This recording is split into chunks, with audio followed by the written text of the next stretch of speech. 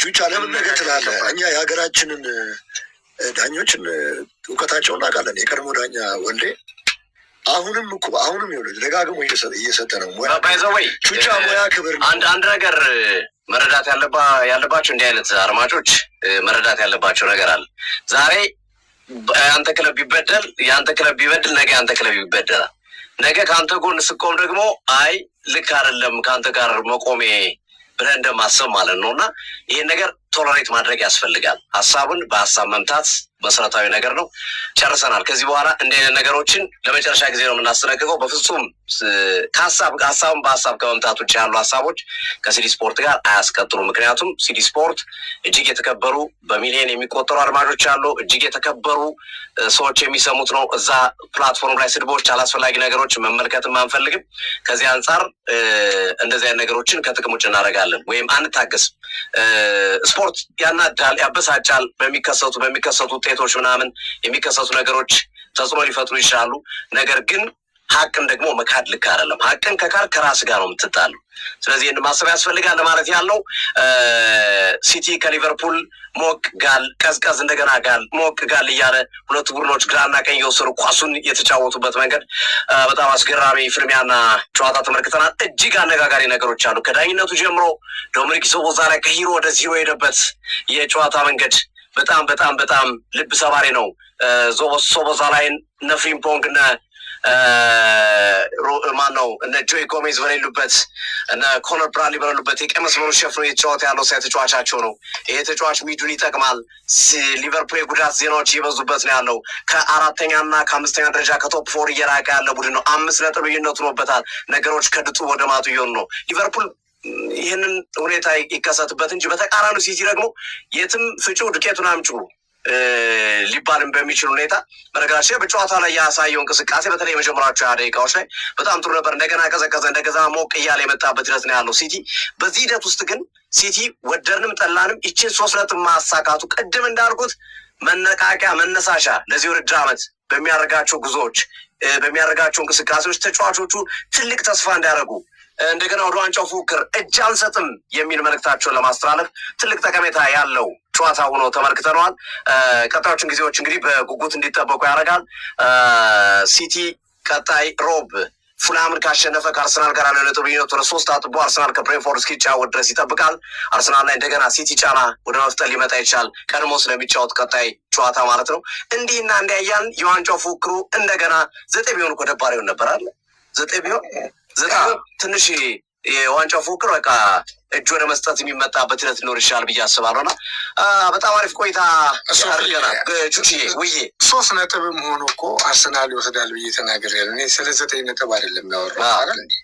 ይሄ ደግሞ ኳሶ የሚያሳየን እንጂ እኛ የምናገረው የአርሰናል ደጋፊ፣ የማንቸስተር ደጋፊ፣ የሲቲ ደጋፊ ሆነናል። ዘጋን ቹቺዬ፣ ሌላ ጉዳይ ዘጋን እኮ ችግር የለም። የአራዳ ልጆች ቹቺዬ፣ የአራዳ ልጅ ችግር የለም። በቃ ዘጋን፣ የአራዳ ልጅ ዘጋን። በቃ ተናግረናል። ከዚህ በኋላ መቀጠል የሚፈልግ ከኛ ጋር በጸባይ ይቀጥላል። ስድቦችን እኛንስ ብቻ ሳይሆን በነገራችን ላይ አድማጮችንም ሌሎችንም በፍጹም አክሴፕት እንደማናረግ ደጋግመን ነግረናል። ከዚህ በኋላ እንዳታዙ። አንድ አስተያየት ሰጭ እንደው ምን አለ በቃ በግልጽ ነው ወደ 7ኛው ሰማይ ላልኩት ብሏል። ልከናል። አብዛኞቹ እመነኝ እንናፍቃችኋለን። ባይዘወይ ነገር በጣም የሚገርም ነገር እንደዚህ የሚመጠብጡት 4-5 የሆኑና አካውንት ይከፍቱና ከዛ በተለያየ አካውንት እየገቡ ነው እንደዚህ የሚያደርጉት። እናታቸዋለን እኮ ማለት አብዛኛው ሰው ማለት የአንተ ጊዜ ኑሮ ታዳምጣለህ አይደል? ሬዲዮ ቲቪ ታዳምጣለህ አይደል? ታያለህ አይደል? ጊዜ ኑሮ እኮ ሀሳብም ከሰጠ በሀሳብ ነው የምትመጣው። እንዲህ ልታደርግ የምችለው በቃ ወይ አስተዳደግ ልክ አይደለም ወይም ደግሞ አላማ አለ ማለት ነው። ስለዚህ እንደዚህ አይነት ነገሮችን እየተመለከትን ስለሆነ እንዲህ አይነቱን ነገሮች አልታገስም። ምክንያቱም ይሄ ለእኛ ብቻ አይደለም ለአድማጮችም ክብር ለሚከታተለን ህዝብ ክብር ስንል ይሄንን ማድረጋችን እንደምንቀጥል ለመግለጽ እንወዳለን። እስካሁን ታግሰናል። ነገሮች ስፖርት የፍቅር ነው። ስፖርት ላይ ጥላቻን መስበክ አንፈልግም። አንድም ሰው እንዲሰደብ አንድም ሰው እንዲንቋጠጥ አንፈልግም። ሀሳብን ግን መግለጽ መብት ነው። ቹቻ አርሰናል 6 ነጥብ ቢሆን ይበላል ብሏል።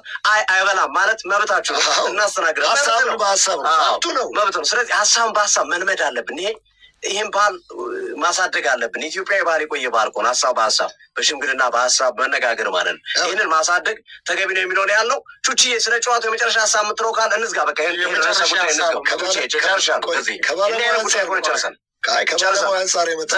ዘጋን።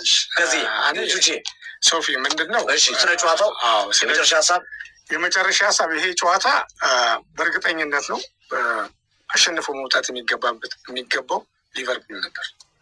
ጨዋታው 100% በዳኝነት ውጤት ተቀይሯል። ውጤቱ አይቀየርም። ዳኛው ግን ቅጣት እንደሚጠብቃቸው እዚሁ ጋር መግለጽ እፈልጋለሁ። ይሄ ወደፊት የምንሰማው ስለሆነ አድማጮቻችን ላከበራችሁን ክበሩ፣ ለሰደቡንም ልቦና ይስጣቸው። ችግር የለውም። ስድብ ልብስ ይሆናል፣ እንጀራ ይሆናል። የዘጋ ከዛ ሊጨርስ ሁሉ ነገር ይሆናል። ግን ዱርዬ ልብሱን ቢቀይር አመሉን አይቀይርም። ስለዚህ ከዱርዬ ምንም አልጠብቅም። እሺ ከዚህ ስለ ጨዋታው የተወሰነ ሀሳብ ይሄን ርዕሰ ጉዳይ ዘግተናል። ምክንያቱም መዘጋት ስላለበት በቃ ተናግረናል። መቀጠል የሚፈልግ ከኛ ጋር በወዳጅነት መቀጠል ይችላል። አይ የሚል ሰው ደግሞ በዛ አይነት መንገድ ስለዘጋን የመሰናበቻ ሀሳብ የመዝጊያ ሀሳብ ካለ ሹቺ ወደ አንተ።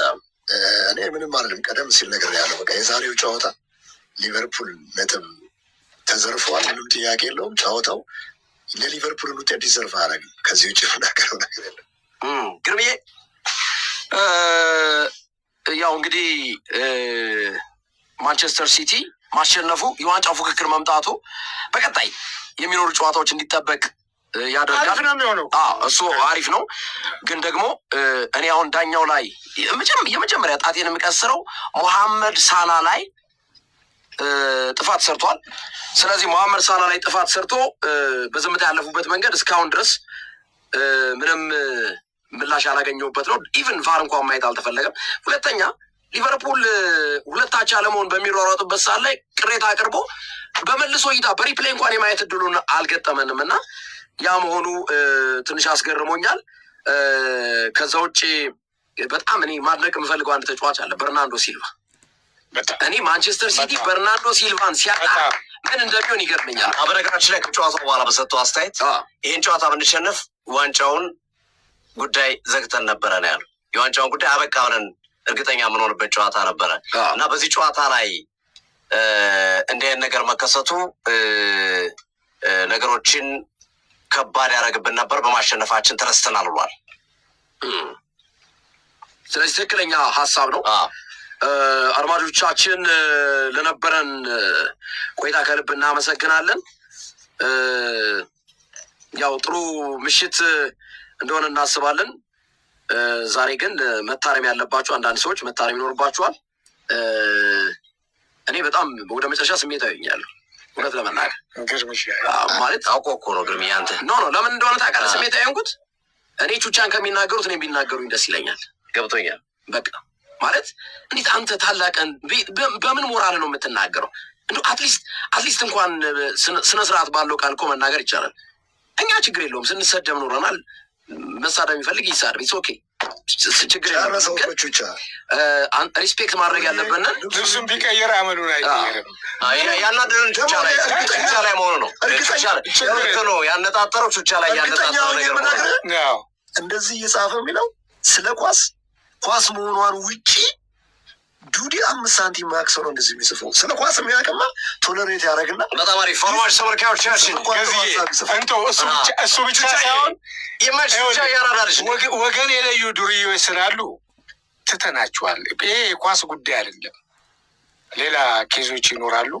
እነሱን ደግሞ በሂደት እናገኛቸዋለን። ችግር ይመቻችሁ። አድማጭ ተመልካዮቻችን እጅግ እንወዳችኋለን፣ እናከብራችኋለን። ክበሩልን አብራችሁን ለቆያችሁ ሁሉ። ማክሰኞም ሮብም ሐሙስም አለን ደግሞ ተከታታይ። እንደውም ሰሞኑን ዌስትሃም ከማንቸስተር ዩናይትድ፣ እንደዚሁም ማንቸስተር ሲቲ ከፉልሃም፣ አርሰናል ከብሬንፎርድ ተከታታይ ማክሰኞ፣ ሮብ፣ ሐሙስ። ዋው ምን አይነት ሳምንት እና የምንመለከት ይሆን? ምን ይከሰት ይሆን? በእንግሊዝ ፕሪሚየር ሊግ ተከታታይ ምን ይከሰት ይሆን? ማክሰኞ፣ ሮብ፣ ሐሙስ ምን ይከሰት ይሆን? እንግሊዝ ፕሪሚየር ሊግ እንደገና ወደ ዋንጫው ፉክክር ሲቲ ተመልሶ ታምር ይሰራ ይሆን ወይስ አርሰናል ያለውን የጥሩ ልዩነት ይዞ ይጓዝ ይሆን? ማንቸስተር ዩናይትድስ ወይስ ሳምን ድል አድርጎ ጸጉሩን ያስቆርጥ ይሆን? ያን ልጅ እነዚህ ሁሉ የሚጠበቁበት 3 ተከታታይ ቀናቶች በጣም ምርጥ ፍልሚያዎች በቀጥታ ስርጭት እንሸፍናለን። ነገ በመደበኛው